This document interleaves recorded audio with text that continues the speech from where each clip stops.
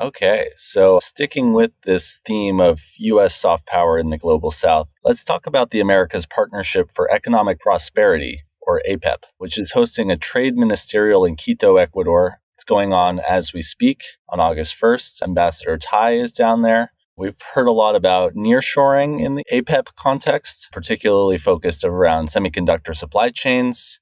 We've also heard calls from congressional Democrats to use APEP as a venue to remove investor-state dispute settlement mechanisms from trade agreements. So what do you all expect to come out of this ministerial, and how has this trade track of APEP performed so far? Well, it's going reasonably well given the fact that we're not actively engaging in market access negotiations. So we're not really trying to increase trade, but it does have a track. It does have some clear connection to the fact that many of the economic partners already have free trade agreements with the U.S. and therefore would qualify for preferential treatment for critical minerals under the Inflation Reduction Act and also the CHIPS Act. It turns out that Intel has a large facility in Costa Rica. It used to be a test facility. I don't know what it is now, but it's closely related to the Intel production network and ought to be part of the thinking as the CHIPS Act is implemented. I think that's probably a good thing. It is not really a regional issue. That, as I see it, is a Costa Rica only, and it's only because it had a pre-existing facility. So it's not a new greenfield decision by any means, but it's a smart thing to do. And I think the notion of looking at particularly the economies who have free trade agreements with the U.S., have those high standard agreements, to look for ways to make them better. Because every time we negotiated a free trade agreement, we formed this little free trade committee, which is basically the trade ministers of all the countries, including USTR, that met once a year and would have an agenda to keep these things fresh and keep them living. So there have been some ups and downs for some of these trade agreements, but there are enough of them there, and there are enough sort of resource powerhouses among these. You know, we think of Canada and Australia as free trade partners with large shares of the Earth's crust and consequently large development in resource extraction. But there are also a number of resource-rich countries in Latin America, Peru, Chile come to mind immediately, which can provide critical minerals and have sophisticated mining and resource development industries already.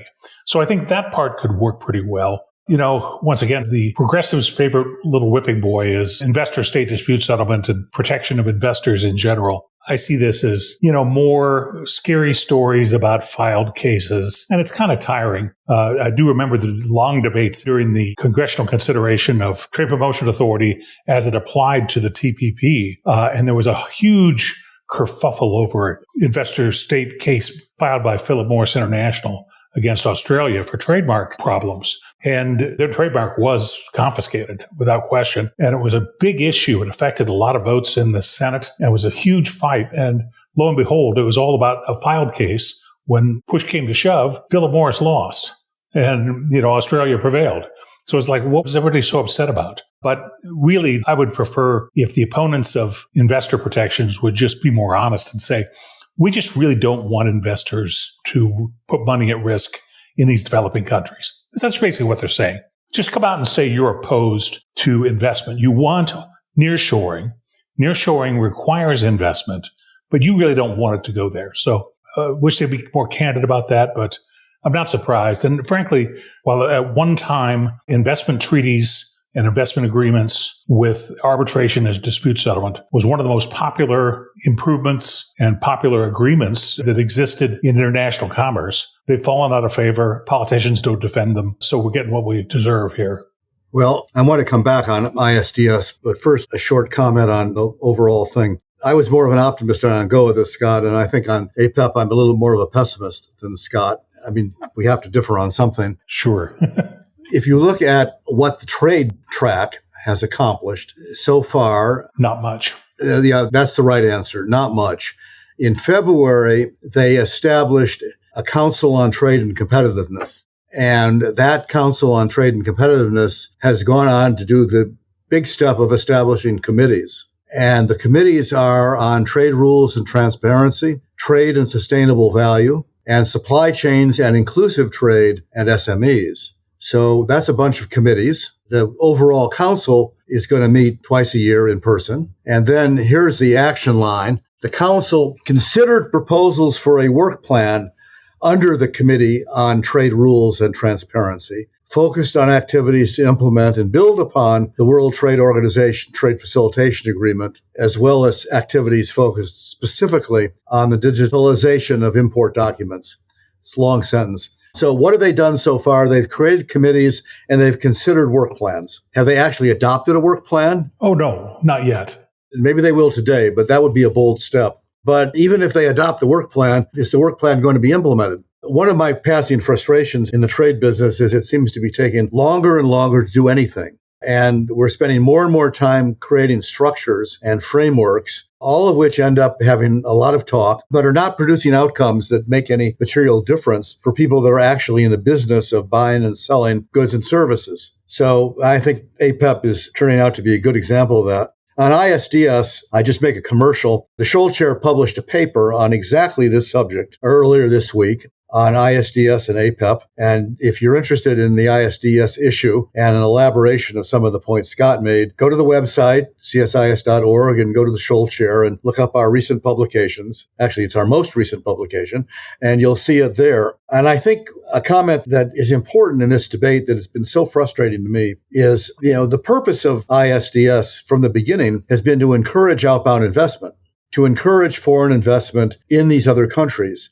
And in fact, the reason that the Trump administration, Ambassador Lighthizer in particular, was critical of ISDS is because they didn't want to encourage foreign investment. They wanted to keep it all at home. But now we have people coming in, members of Congress in this case, speaking on behalf of the environment, because this was an environmental letter that they wrote, saying that ISDS endangers environmental investment and environmental projects and sustainability in the countries where it exists. That big companies will go in and exploit the other country's assets and then hide behind ISDS as a way of avoiding accountability for their actions. And I think what frustrates me is, in essence, the hypocrisy of that argument, because basically they're saying, first of all, we don't want to do something that helps American companies, which I think is bothersome because that's, I think, what the American government is supposed to do. But the irony of saying that, though, is from the standpoint of the developing countries, they're saying, we don't want to promote investment that's actually going to help you. And as Scott has pointed out, and as the paper pointed out, the United States has not lost one of these things. I mean, fears that this is going to come back to bite us, which is another argument, have proved to be misplaced. And what in fact happens, and the paper talks about this, I think, with some data, is it appears that the presence of ISDS has, at least modestly, contributed to increased investment in those locales rather than decreased investment. So I'm frustrated. I mean, it seems to me to be an obviously good thing to do to help American companies defend themselves against expropriation, which is what this was about in the beginning. And there are bad countries out there that do that still. But it's also a way to put some certainty in the system to tell American companies, if you invest there, wherever there is, you're going to be protected. And it seems to me if we don't say that, we're asking these companies to go somewhere else.